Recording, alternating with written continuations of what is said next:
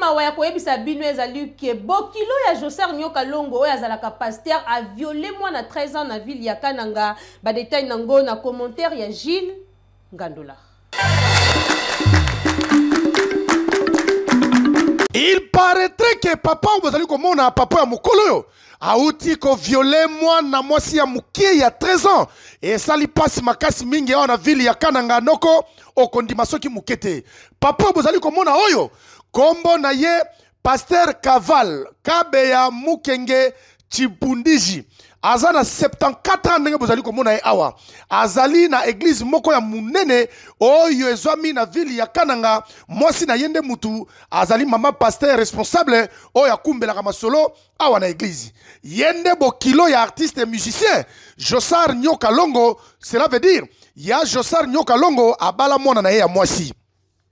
mais ya pasi pe maweza nini papa oyo ndenge kaka ezalaka ke ba fille ya église bayaka epa papa pasteur epa mama pasteur baosala mwa misala kosukola kokende kotoka mai mwa ba misala ya ndenge na ndenge entambala moko pasteur Kaval Kabeya Mukenge ye misu na ye kaka na jeune fille oyo bozali komona lati jupe ya couleur verte oyo noko enta pasteur lokola tikalaki ye moko na mwana na kati ya lopango mama pasteur azalaki te bato mususu pe bazalaki te a profita po asala eloko oyo ezalaki deja na mutu na ye contre jeune fille oyo ya 13 ans bondi melangai ke mwana bozali komona akokisa kutu 14 ans nde na décembre awa 2025 et sali pasi makasi mingi tango baye kokanga bango entambala moko la police ekita wana ba memai pasteur na susiati ndenge bozali komona botala yekuna na kati ya kasho omoni tala pasteur yekuna na kati ya kasho mutu pa azobenda image azobenda ngo bien te ye wana la police ebombi ye wana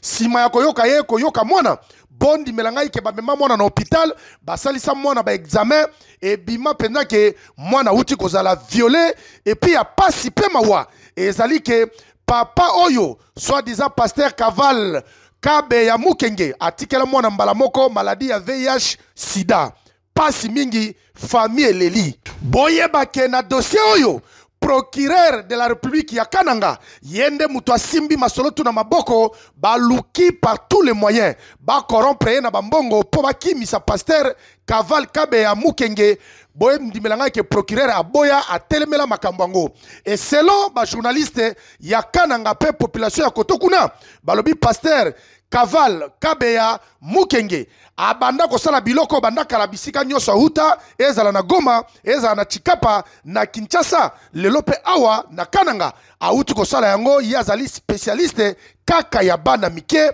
likamboyo esali pasi bondi melangai mwasi ya pasteur azoluka na ba moyen tout po akimisa mobali na ye ba corrompre mais procureur de la République ya Kananga lobi bakoki mate azana ye mayele ndenge tozoloba deja boy aza deja na parquet ya Kananga dossier ezokende deja kitoko po papa oyo akende na bisika oyo esengeli tala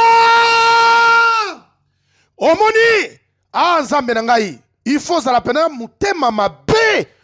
mabe po sala makambu oyo soi-disant pasteur Kaval Kabeya Mukenge asali mwana ya batu awa yoko papa ya 74 et puis lisusu bokilo ya artiste et musicien Joser Nyoka Longo yende mutu Nyoka Longo abala mwana na ye ya mwasi metala makambo soni oyo papa Kaval Kabeya Mukenge asali awa en tout cas dossier oyo procureur de la République ya Kananga kende na yango ti